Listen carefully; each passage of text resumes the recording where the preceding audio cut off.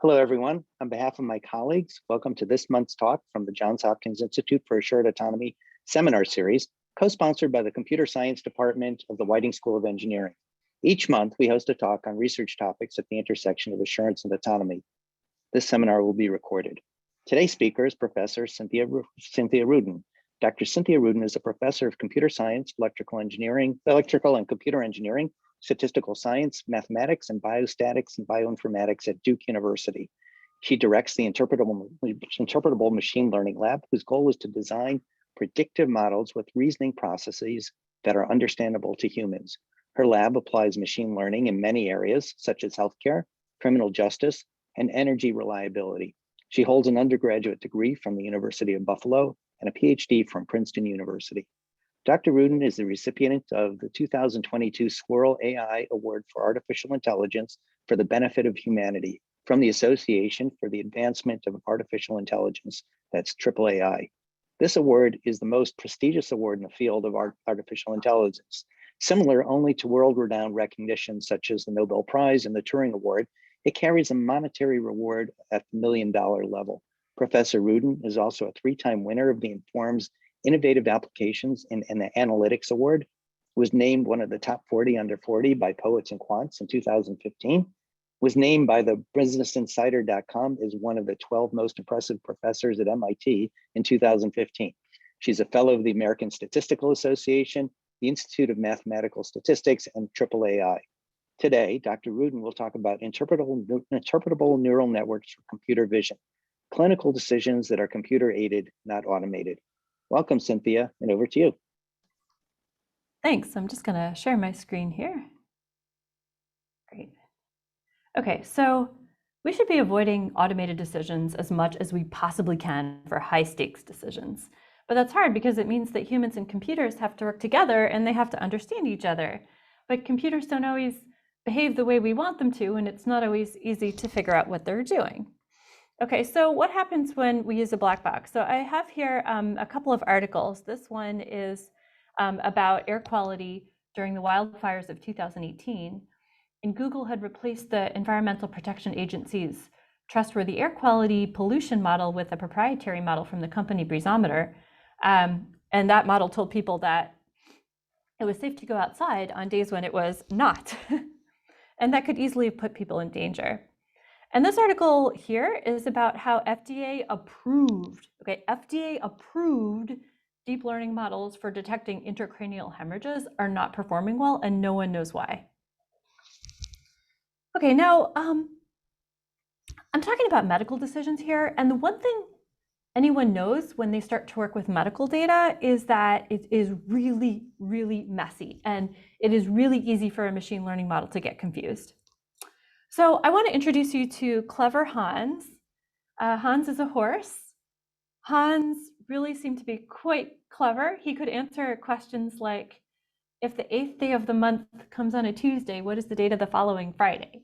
And Hans would answer by tapping his hoof 11 times. And his owner had no idea how he was doing this, and nobody else had any idea how he was doing this, but it turns out that Hans was simply looking at the level of stress in the owner's face, like, you know, and when the owner would relax, Hans would stop tapping his hoof. And this is exactly the kind of problem that we don't want in medical imaging. We want an AI system to reason about an image in a way we could actually trust. All right, so why is interpretability important in all this? So interpretability helps you detect confounding, like the Clever Hans phenomenon. Interpretability helps with high-stakes decisions where a human really needs to know the reasoning process.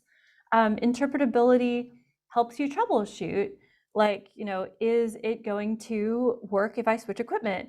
If it's a black box, I don't know. Is it going to work for all types of patients? Well, it's a black box, I don't know. Can I check if it's working on my current patient? Well, if I don't understand the reasoning process, then I don't know.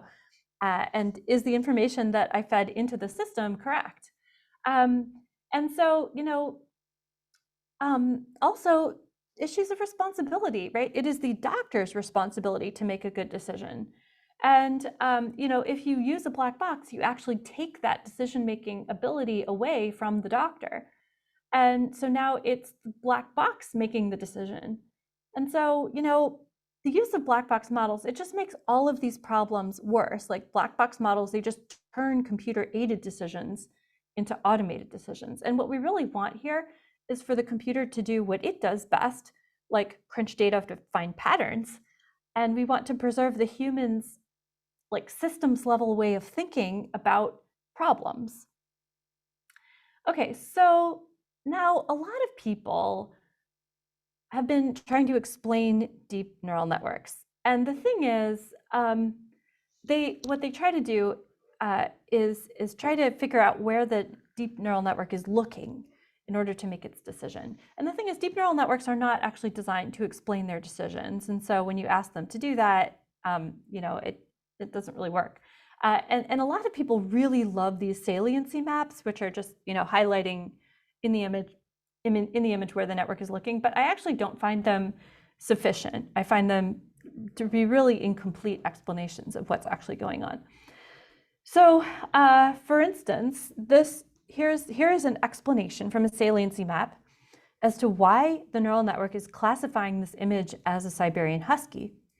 And it's highlighting the part of the image you'd think would be useful for classifying a Siberian husky, and you think, okay, maybe I trust the network. But then you ask the network, okay, well, why do you classify this image as a musical instrument? And it gives you the exact same reasoning process, which is I'm looking here. It's the same spot.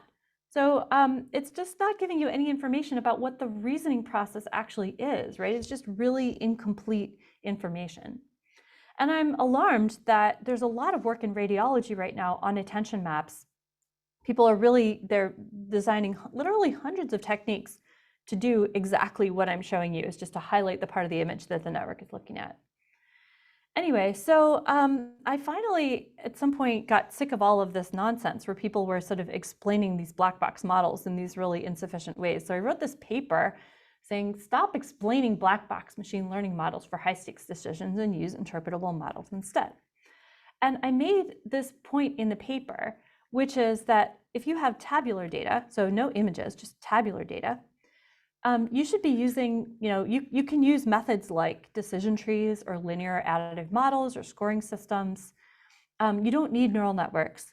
Whereas for raw data, I was recommending interpretable neural networks, which are different than just explaining black boxes with saliency maps. So let me explain to you a little bit more about why I am making this suggestion. So there's really two main types of data that we end up dealing with in machine learning. And they represent very, very different types of problems. So if you naturally have a good data representation, you're going to be working with tabular data.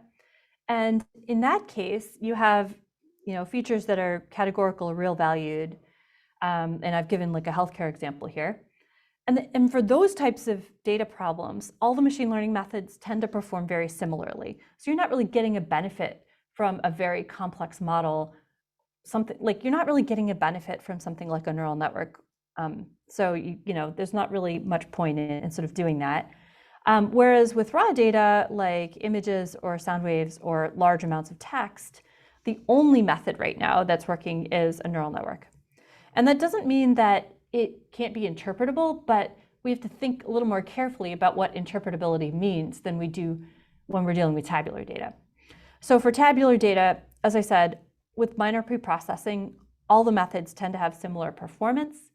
And that opens up an opportunity to create very, very sparse models like decision trees or scoring systems that a human can even often memorize, okay? So I want to give you an example of these tabular data problems. And then I'm going to switch over and spend the rest of the talk discussing what interpretable neural networks could possibly mean, okay? So I'm going to give you an example now on the tabular data side. So this is an example of preventing brain damage in critically ill patients. So let's say that you have an aneurysm and it bursts. So you have a hemorrhage in your brain where you have blood sort of leaking into your brain, kind of like a blood explosion in your brain. And you would go immediately to get to the hospital. You get surgery, you'd be placed in the intensive care unit, and you would have EEG monitors placed all over your head And those monitors are detecting for seizure-like activity, because seizures are common in these kinds of patients. So about 20% of patients get them. These seizures they cause brain damage, they cause death. They are often more problematic than the actual thing you came in with. And the only way to detect seizures are through EEG monitoring, because these seizures are subclinical. It's not like the patient shaking or anything. It's just what's going on inside the patient's brain. And doctors will do a lot to prevent the patient from getting a seizure. They'll give the patient drugs to even shut off part of the patient's brain to prevent that. Okay, so the thing is that you need EEG monitors to detect seizures. Those monitors, there's not enough to go around. There's not enough doctors to read the monitors. And so people stay on the monitors kind of way too long, and then people who need them don't get them. So we have to really be able to predict seizures in advance so that we know how to allocate these monitors. So I worked with neurologists to design the 2 helps 2B score, which predicts seizures within 6 hours. And this model is now widely used in hospitals, and it's small enough that it can fit on a PowerPoint slide, but it's as powerful as our best black box machine learning models. And if you take a look at this, it's you enter points in, and then the points add up to a score, and the score translates into a risk of seizure. Now, it's called 2 helps 2B because it's 2 HELPS and then 2 points to the B. So the doctors can memorize the whole model just by knowing its name. Now, this model is a machine learning model. It was not created by doctors. It was created by data fed into a machine learning algorithm. I know it looks like a rule of thumb, but it's actually a full-blown machine learning model. It's just as accurate as black box models. It doesn't force you to trust it, right? Black box models sort of force you to trust them. Here, the doctors can decide for themselves whether they want to trust it. Doctors can also calibrate the score with information not in the database, because there's always something unique about a patient, and the doctor might want to incorporate that into the score. So they could say like, oh, that thing about that patient that's not in the database, I'll give them a point for that. And then the score can be explained to non-physicians. So you can explain like why someone's being taken off of EEG monitoring, for instance. And now I know that it looks like just a linear model with just 6 factors, but these 6 factors were chosen from a large database of over 70 factors. And like this 2 hertz, like that was chosen by the model, and all of these coefficients were chosen by the model. And there's actually a combinatorial explosion in the number of possible models that you could choose from. And so our optimization method had to actually go in and choose, make all of these decisions. So even though it looks like a very simple rule of thumb you can memorize, that was how we designed it. It's by design that way. The algorithm that does it is quite intense. All right, now so far, 2 helps 2B has been validated on an independent multi-center cohort. So what I'm showing you here is the data in blue that we originally designed the model from, and this is predicted versus true probability of seizure. So you really want to be kind of like along the diagonal. And then green is the validation study. And so as you can see, it generalized nicely across different hospitals. And I was not involved in the validation study. This was done by neurologists. And so far, 2 helps 2B has been implemented at several different hospitals. And it's resulted in a substantial reduction in the duration of EEG monitoring per patient, which means that the doctors were able to monitor quite a few more patients, so 2.82 times more patients than before, which according to the doctors helps them reduce brain damage and save lives. And so, the reason why we could use it is because it's interpretable, right? People can understand it. So it's a rare example of a machine learning model that's used in a very, very high stakes decision-making setting. All right, so I've given you an example for tabular data, and now I want to go and ask this more difficult question, which is sort of, what is an interpretable neural network? What does that actually mean? You can't define interpretability in terms of, here for the tabular data problem, I defined it in terms of like sparsity and so on. Here, you can't create a sparse model on pixels. That doesn't make any sense. That's not interpretable. So, what does interpretability actually mean here? So we've been making some attempts to define what interpretability could mean for computer vision. So I want to show you, I'm going to show you two approaches in the remainder of the talk. And the first approach is a neural network that does case-based reasoning. Okay? So case-based reasoning is kind of like what Dr. House would do. I don't know how many of you watched the old show House. I love that show. So that in that show, Dr. House, he would look at a patient and he would say, that patient has a green foot. You know, I've seen a patient with a green foot. That patient had chilblains, and so, you know, maybe that's what it is. But, you know, but also this patient has a weird heart condition, and he reminds me of this other patient that had a similar heart condition. So he would sort of reason about a current case with relation to past cases. Okay, so let me show you the way our network reasons here. So here's our network explaining to me why it thinks this bird looks like a clay-colored sparrow. Okay, and I love working on the bird watching data because I know nothing about birds. Okay, so here's this bird, and the network says, I think this part of the bird, and here I'm just highlighting it two different ways. Okay, I think this part of the bird looks like this part of that bird. And this is a prototypical clay-colored sparrow that I have in my training set, okay? And not only that, I think this part of the bird here, like the little edge of the feather there in the belly, that looks like this part of this bird. And this is a prototypical clay-colored sparrow. And I think this looks like that, and I think this looks like that.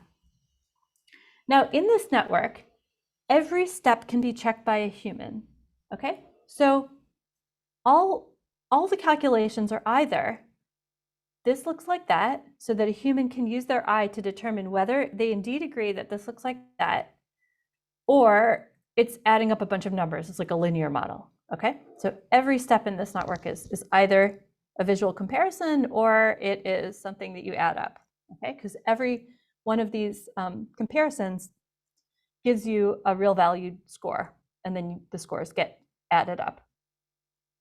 Okay, now because the network does these comparisons, like this looks like that, and this looks like that, and this looks like that, we called the paper This Looks Like That. And what it does is it allows you to take your favorite black box deep neural network and convert it into one of these case-based reasoning networks. It adds a prototype layer just before the last fully connected layer of your favorite black box, which forces the network to do this kind of case-based reasoning. And the prototypes are all learned during training, and the way we compare parts of images to each other, that's all learned during training as well. So it's a completely supervised, standard supervised classification setup. You just put, you know, the features and the labels in, and it just has to reason this way because of the way we've constrained the network. So let me just give you more detail about how it works.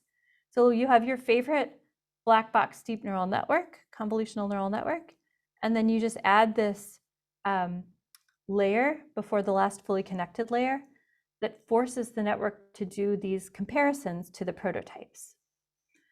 Okay, so I'm going to give you more detail on how this whole part of the network actually operates, okay? All the details on this whole computation. So here is the network explaining to me why it classified this bird as a red-bellied woodpecker. So the network says, I think this part of the bird looks like this part of that bird. This bird is one of 20 prototypes for the red-bellied woodpecker class that the network chose during training. And then it provides a score for this comparison, which is 6.499.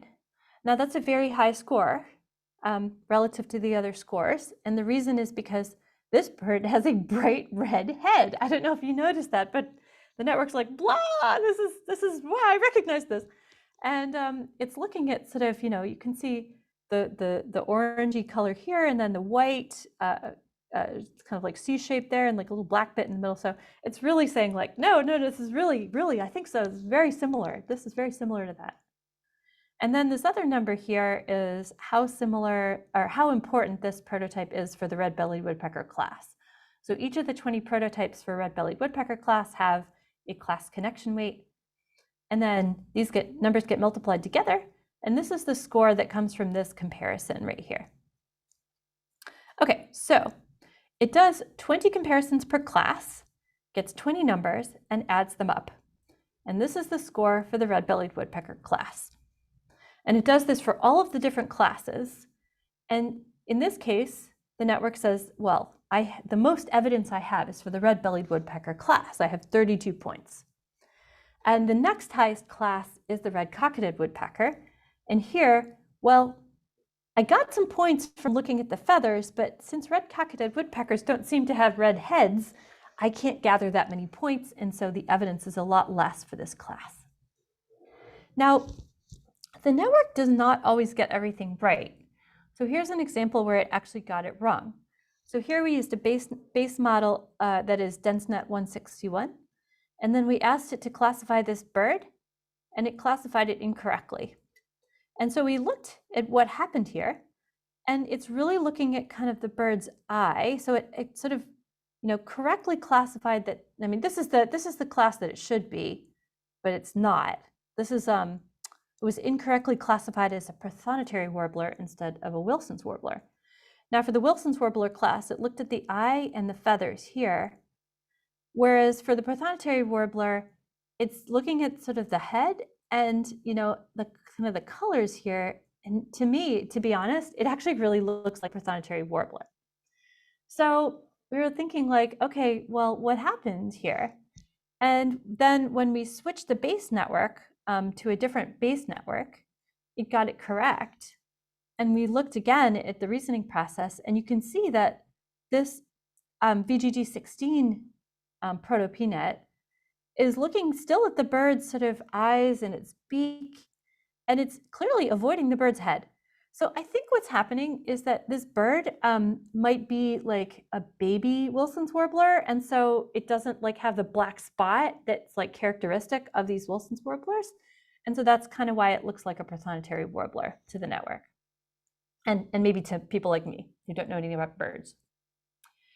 So anyway, we've been using the proto-PNet on the Cub 200 dataset, which is a benchmark dataset in computer vision. And this dataset has 200 classes of birds.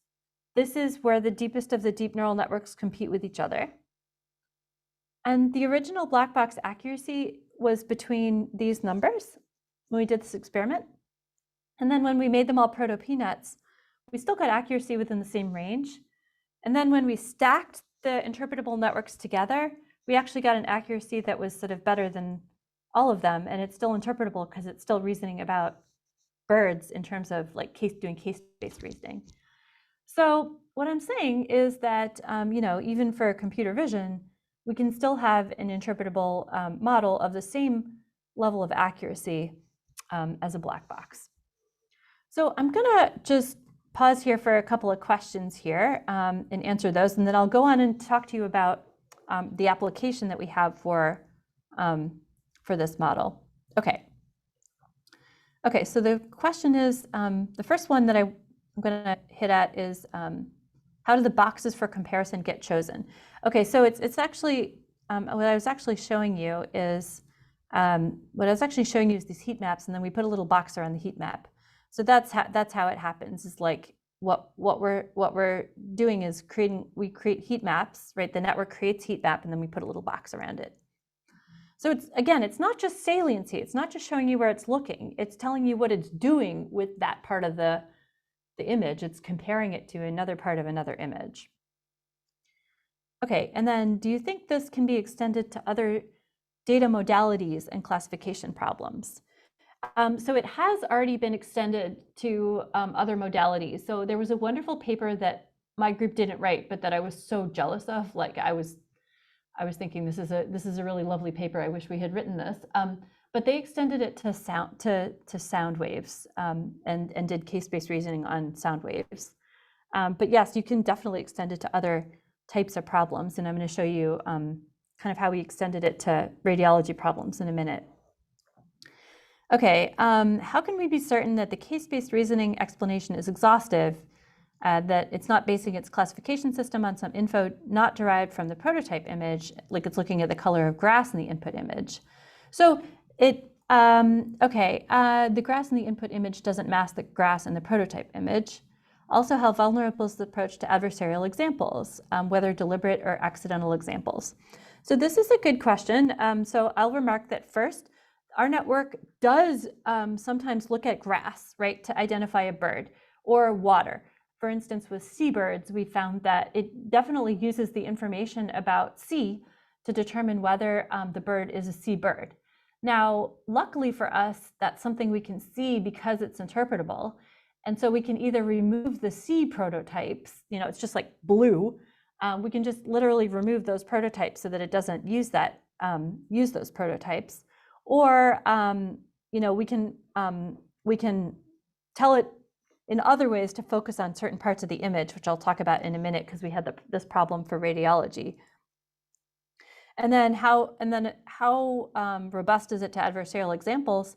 So that's something that goes beyond what we're doing. I know that a couple of computer, security experts have kind of looked at this, but I don't know kind of what they're doing.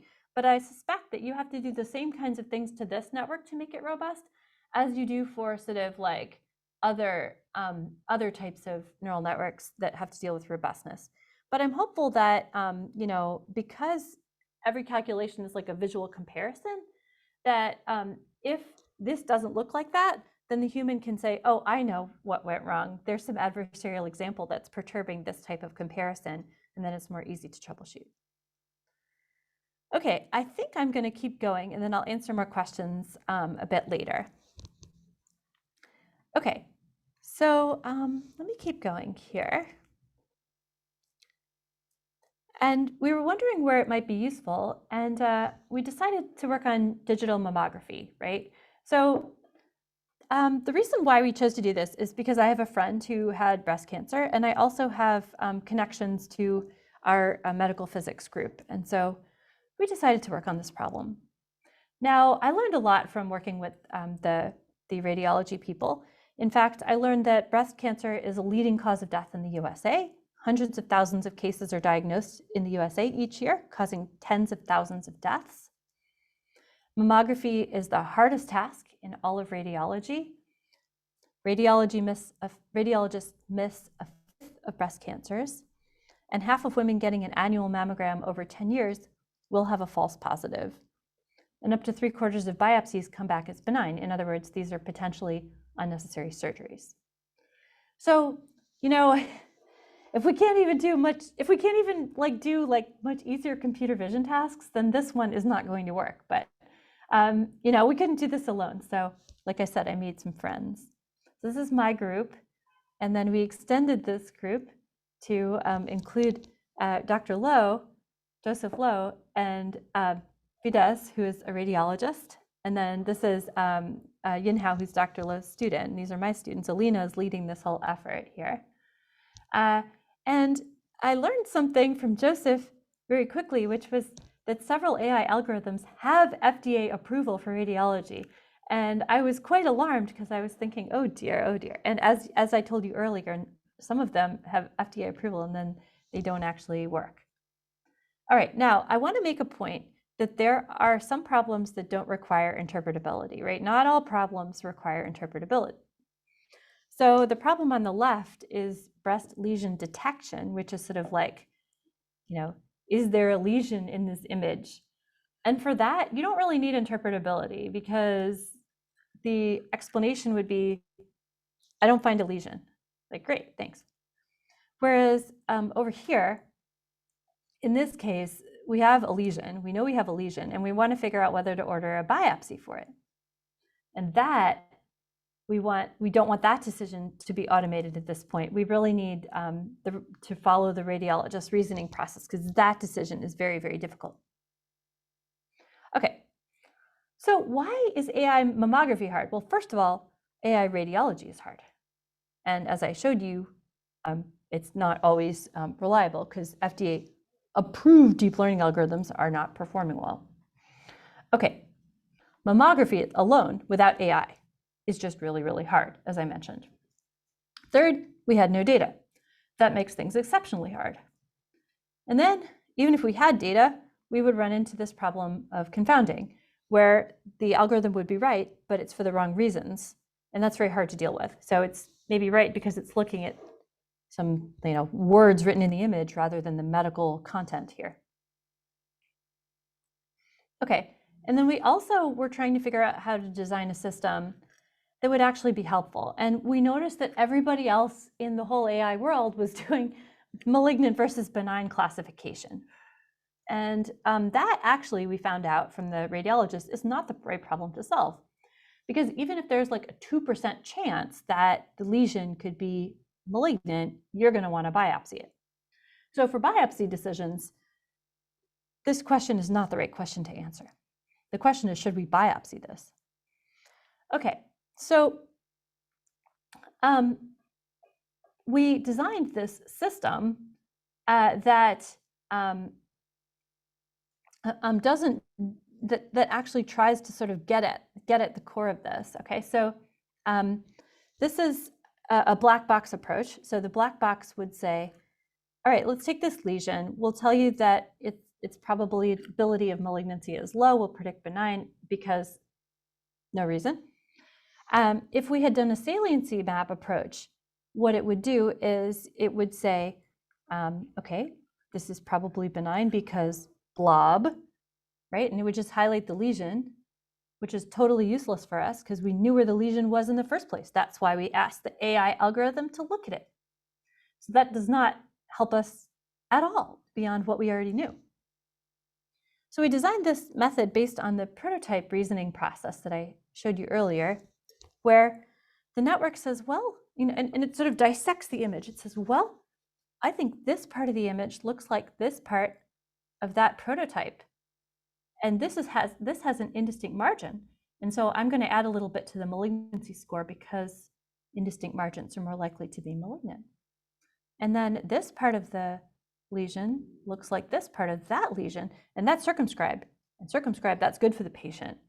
So we'll subtract some points from the malignancy score. Okay, so we designed this system. And while we were doing it, we found out that training it was incredibly difficult. So public data for training these things is completely abysmal. And this is shocking to me, given how important this problem is for human health, that you just can't get data to train it. The only public data that is really available are low quality images made with outdated equipment, and the labeling on those images is inconsistent. We found one data set that we thought we could use, and then we applied to get it. And they wanted us to hand over IP for whatever algorithm we designed from it, even before we had even done anything. And so we said, no, we're not going to do that. So this was shocking to us that these data sets are not available. So we ended up getting data from Duke, thanks to Joseph. And we were able to get a little over 1,000 digital screening mammogram images from 484 patients. And most people would look at these numbers and be like, what? You're training a deep neural network on that? Like, that's tiny. But it's actually even worse than that, because half of the data we couldn't even use, because a bunch of it had like, microlobulated margins. There was only 41 of them in that class. There's no way we're going to learn anything from 41 images. And then 579 of them had obscured margins. So you can't use those. You have to retake the image. So we thought, oh my gosh, how are we going to do this? Well, let's try it, right? We had no other choice but to try. And so who should show up immediately was Clever Hans. And so the network was using information from healthy tissue and comparing that to the prototypes. That is not good, right? It's looking at just sort of like texture information in the image, which, could be a proxy for age or something like that. But that is not, telling us about that lesion, right? And we were like, okay, well, that's not good. But at least we successfully applied the interpretable machine learning technique without losing accuracy over the black box, which probably means the black box is confounded as well. But, okay. So then we thought, okay, well, let's not give up on this. And so we found a solution that allowed us to get more information out of our data, which was to do fine annotation. We created a little a tool where the radiologist would label parts of the image they were looking at. And then we penalized the proto-PNet algorithm and told it, you have to look here. If you're not looking here, you're going to be penalized. So in other words, we generalized proto-PNet to handle this kind of mixed labeling, the fine-grained sort of attention labels that the radiologist put in, and in additionally like standard labels. So when we did this, we still did not lose any accuracy over the black box. And it really helped us reduce the confounding because now the network looks in the right place. Okay, so after training this, we have 3 mass margin classifiers for different kinds of mass margins. So speculated, indistinct, and circumscribed. And then we trained a malignancy classifier at the end, just so that we could see how we're doing. So I'm going to give you more detail kind of on just part of the network over here. I'm just going to look at the circumscribed classifier and show you how it reasons. So here, the network is taking the lesion, and then it's looking at different parts of the lesion, and it's saying, I think this looks like that. So this particular part of the lesion looks, with a similarity score of 4, like this prototype here, okay? So it is not a black box with an explanation. If it's wrong, you know exactly what the points were for each comparison that it made, and you can troubleshoot it in real time. You can also, well, if you're a radiologist, maybe if you're not, if you're not me, but if you're a radiologist, you can troubleshoot it in real time. And then also the information about what comparisons are not working, that allows us to augment the data set better so that we can troubleshoot it in the future. And then here is an example of a speculated margin example where it's highlighting the parts of the image and again, comparing it to like a typical prototypical speculated margin example. Okay, so the results from this are that, again, we're doing pretty well in the sense that we're not losing any accuracy over the black box. The black box gets to use the confounding information. We do not. Okay, so how did we deal with all of these things? Well, for confounding, the way we did it was with a fine annotation where we forced the network to look at certain places in the image where we knew the information was. So that would help it sort of avoid the clever Hans phenomenon. We didn't have data, but thankfully Joseph gave us some. This is not a sustainable solution. I think we should definitely be making public data sets available so that people can train their own networks on them.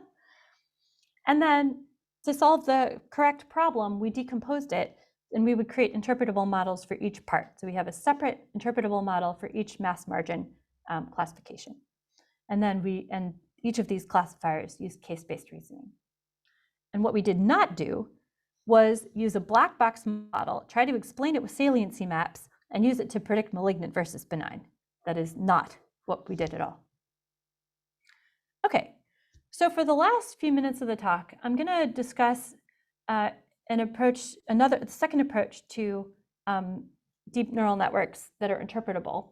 And this method is called, for neural disentanglement. It's called concept whitening. And the method is kind of like principal components analysis for neural networks, okay? It takes the latent space and it sort of rotates it so that you can understand it. And so this is just the paper reference here. So as you know, CNNs are not naturally disentangled. So like you don't have a node that contains all the information that the network's using about airplanes. You don't have one node that activates when you have a car, right? The car information is spread all over the network.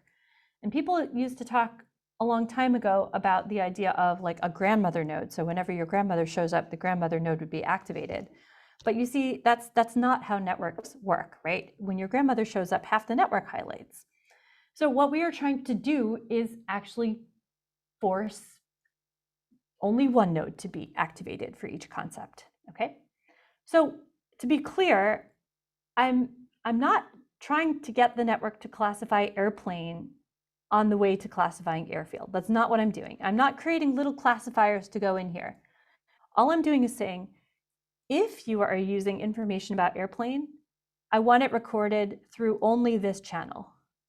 And if you are using information about dogs, I want it recorded only through this activation of this node. None of the other nodes are allowed to be activated if you are going to use information about dog. Okay. So in other words, I am disentangling the information flow in the network. So if there's information about a concept, it has to go through that concepts node. Okay. So the concepts, as I mentioned, typically for a black box model are all over the latent space. So if you look at like the latent space of a batch norm layer, and you look at where all the concepts are, highlighted, what people typically do is they try to figure out like, okay, which neurons are activated when I send like a dog through the network, and it might be that neurons 1 and neurons 2 are highly activated, and so what they've been doing is creating these concept vectors in latent space that sort of say like, okay, when neuron 1 and neuron 2 are highly activated, that's where, in that direction, that's where the dogs are, okay? But the problem with this is that these directions are not naturally orthogonal, because you can have like dogs and bridges that activate the same nodes, and you can also have like dogs being all over the latent space, and so when you point a concept vector in some direction, it doesn't actually capture what's going on. So anyway, these vectors are not naturally orthonormal, which is a problem.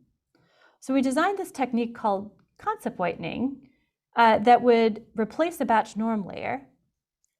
And when this concept whitening module is added to a CNN, the latent space is decorrelated and normalized, so it's whitened, like white noise. And then we align the latent space with the concepts, okay? So you actually have one node handling all information about airplanes. Okay, so I'm going to show you a couple slides next that look at images that are like the extremes of these axes. So I'm going to walk out to the extreme end of the airplane axis and the extreme end of the bed axis, and walk to the extreme end of the person axis. All right. So when the network, here's what happens when CW is added to different layers, right? So I'm going to add CW to layer 2. And at the second layer, the airplane node actually gets really excited about fish and bugs. Okay, so remember the CW, it just forces all the information the network uses about airplanes at that point to go through only one node. And it can't really learn can't really represent the actual information about an airplane in 2 layers. So what does it do? It creates a primitive version of airplane, and this is what it thinks is the most extreme version of airplane. It's a blue background with a gray or white object in the middle. Okay, and then if I walk to the extreme of the bed axis, I see kind of bright colors. And then for the person axis, I see sort of like stringy textures. And so in earlier layers, color and texture information related to the concepts is represented along the axes. And then if you look at the kind of later layers, if you do CW on the 16th layer, it's actually really representing what an airplane is and putting that information along the axes. So the axes are now kind of pure concept vectors. So I have an example here that shows how an image travels through the layers. So here's like this beautiful bright orange sunset. So of course the network gets, early on, it gets really excited and thinks it's a bed because it has orange in it. And it doesn't think that it's an airplane because it's not a blue object with a white object in the middle. So anyway, it starts off highly activating the bed node and not the airplane node. And then as we go through the network, it's starting to think that it's less and less like a bed. And then eventually it's like, wait, I see some blue sky with clouds. And I have enough information to be able to do that. So it's less highlighting the bed node and more highlighting the airplane node. And then it kind of gets confused at some point because it's like, well, is this a bed or is this an airplane? Like, I don't know, because it doesn't seem to look like either one of them. But anyway, so it eventually decides it's closer to the airplane axis than to the bed axis. And then eventually, sort of when it converges, it's like, this is not a bed. It might be an airplane, it's not a bed. Okay, so the advantages of this over batch norm are that it doesn't sacrifice any accuracy. Accuracy is on par with standard CNNs, and it's really easy to use. You actually start from a pre-trained model and do one additional pass through the data. It does require some additional data to define what the concepts are, but it disentangles the latent space essentially for free. All right, and so back to this. What I've just shown now is that you know, the prototype networks that I've shown to you that do case-based reasoning with fine annotation, they're strictly better than saliency maps because they don't just show you where the network is looking, they show you what the network is doing with that information. And then the concept whitening is strictly better than concept vectors because it disentangles the latent space and puts the information you need along the axes. And it's inherently interpretable instead of just explaining a black box. Okay, so the takeaways are that there's really no scientific evidence supporting a trade-off between interpretability and accuracy in deep learning. Interpretability actually helps you troubleshoot, and it actually helps accuracy. So the trade-off everybody's always talking about, I'm not seeing evidence that it actually exists. And also, it's just a matter of time until companies try to use black box models for biopsy decisions. And so I'm trying to kind of head that off by proposing an alternative in advance. So it creates kind of like a standard that people can sort of ask for. They can say, no, I don't really want that. I want to do something like this, right? Because I know it's possible. All right, and this is all the papers that I've spoken about. This is the Stop Explaining Black Box paper. This is the concept whitening paper. This is a review paper about interpretability that we just published. And then here is the case-based reasoning method. This looks like that, and then its application to digital mammography. All right, thank you very much.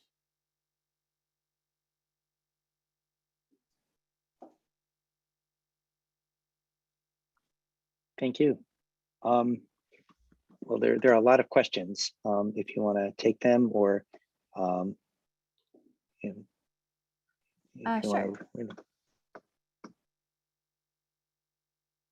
Okay. So let me just grab here. I'll pick. I get to pick my favorite because I'm looking at the questions. Right. Okay. Is the case-based reasoning driving the classification? So we've modified the fundamental architecture of the DNN, or is it explaining the classification?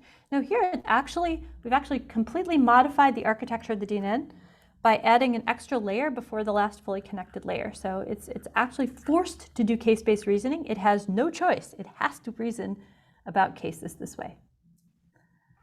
Okay. Let's see here. In the this looks like that approach, is it fair to understand this method as use the neural network to determine important areas of the image, then use the similarity comparisons to make a prediction? So the neural network is really used for reducing the search space over the image to focus similarity computations on. So the neural network not only does focusing the search space over the image, it's actually deciding where in the image it needs to look and what to do and what similarity comparison to do. And it's deciding these things at the same time because it's actually doing kind of a search over the image to see whether this prototype looks like any part of that image. So it's doing both of these things at the same time. And people often ask me, like, what is the similarity metric it's using? And the answer is it's using L2 distance in the latent space. That's the similarity metric. But luckily, a human doesn't have to understand that because they can visually determine whether this looks like that. So we're depending on the human's visual system to verify that the comparison is correct. Okay, let's see here.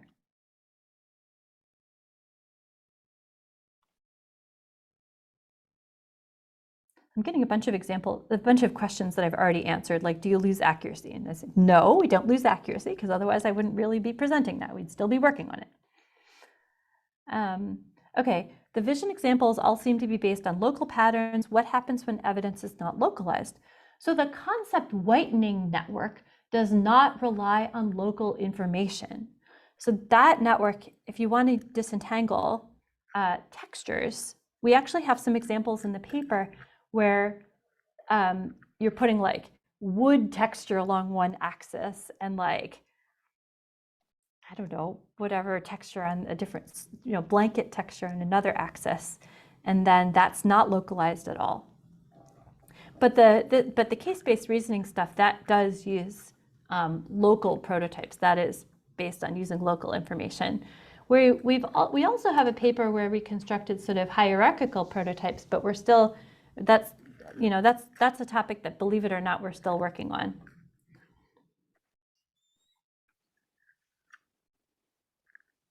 Okay, to do anything to ensure diversity in the parts of the input image chosen. So we don't do that.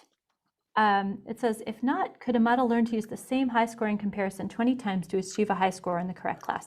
It could certainly do that, but then it wouldn't be using its predictive power very well, because then it wouldn't have extra prototypes to really understand the full class. So in other words, what I'm saying is what you're suggesting, it's actually possible for that to happen, but the network would sacrifice performance to do it, and then that would be optimized out during training. So it's very unlikely that this actually happens. Okay, let's see here.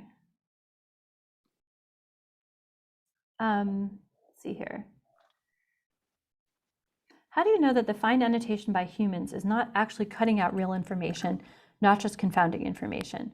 One of the advantages of machine learning is that it can identify real patterns that people don't see. If we restrict models to looking at only what people think is important, don't we run the risk of losing key insights? So that is a very good question. So the radiologists have assured me that if you go way outside the lesion, this is healthy tissue, right? So we know that in cancer therapy, like when you remove the lesion, you're actually removing the actual part that's causing cancer. But there is confounding information outside of the lesion that it's possible that it's relevant for predicting whether the lesion is malignant. For example, what if it's a proxy for age? The problem is that when you allow that extra information, you're also allowing information like, what kind of equipment did I take the image on? And other things that it really should not be using. So radiologists are trained for years to be able to read these images, to really be able to understand the physics behind what's going on. And that's kind of fairly well understood at this point. And I think if you're going to sort of say, well, now we're allowed to use all kind of other stuff, then you're opening yourself up for models that don't generalize beyond the data set you trained them on.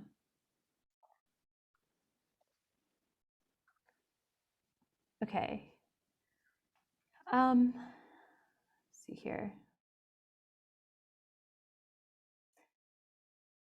Can the explanations be used to improve the performance of the underlying black box neural network itself? So there is no black box neural network itself. So I don't understand that question. Or by some more focused variant of boosting.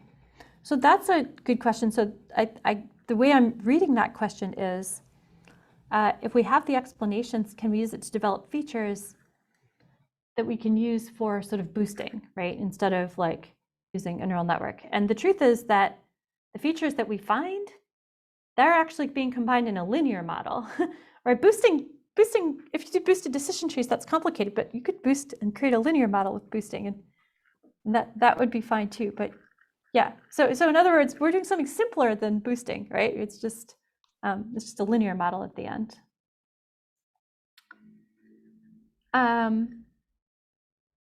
If the human disagrees with one part of the case-based reasoning, can they use the model to predict what the classification decision would be without the error made by the model?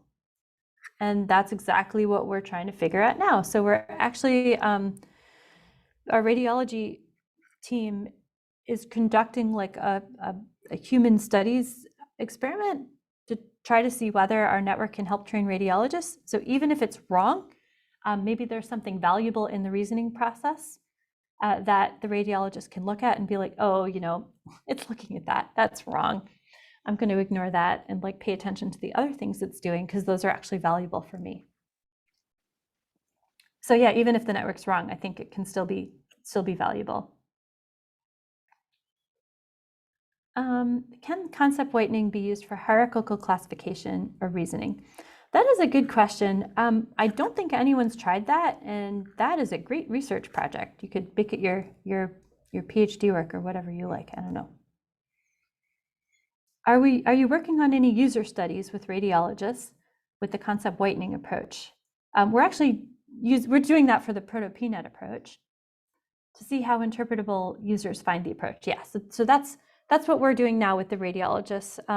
So we have a team of people designing a user interface, and we have the radiologists kind of informing us what questions, how to display the information so the radiologists can understand it. And I'm really curious what they'll say, since, like I said, I can't read these images at all. It's just completely, for me, it's like, maybe if it's obviously speculated, I can understand it. But like, for me, but I can understand how people could find it valuable, right? Because like, this lesion looks like this lesion in this way that I understand, right? As if I was a radiologist. Okay. Let's see here.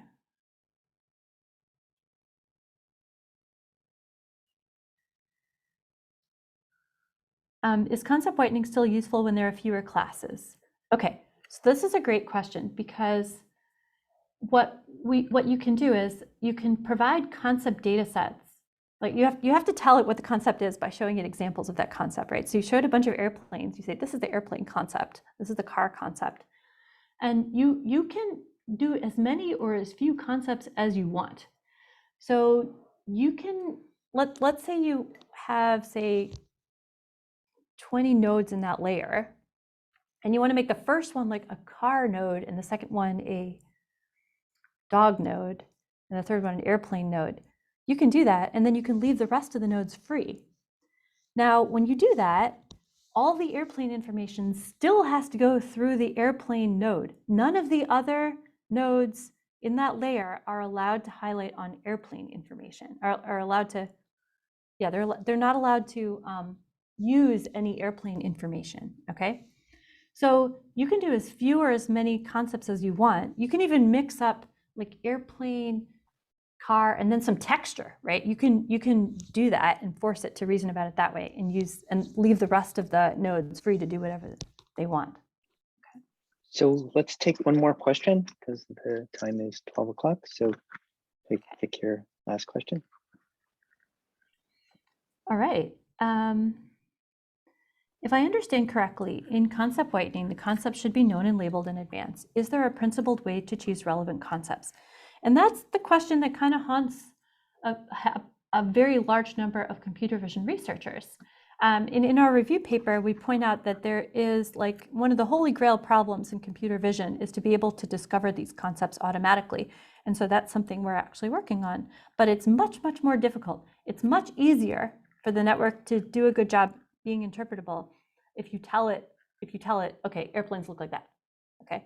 And then it can sort of like, okay, fine, I'll put all airplane information along this one axis. Just much easier. So I want to thank you very much, Dr. Rudin, for a wonderful talk. I think it's very thought-provoking. It's very, you're obviously operating on the leading edge of AI and interpretability, and just the audience, I think, is very much receptive to it. So thank you so much. I appreciate your talk. Thanks. It was a great audience. Lots of great questions.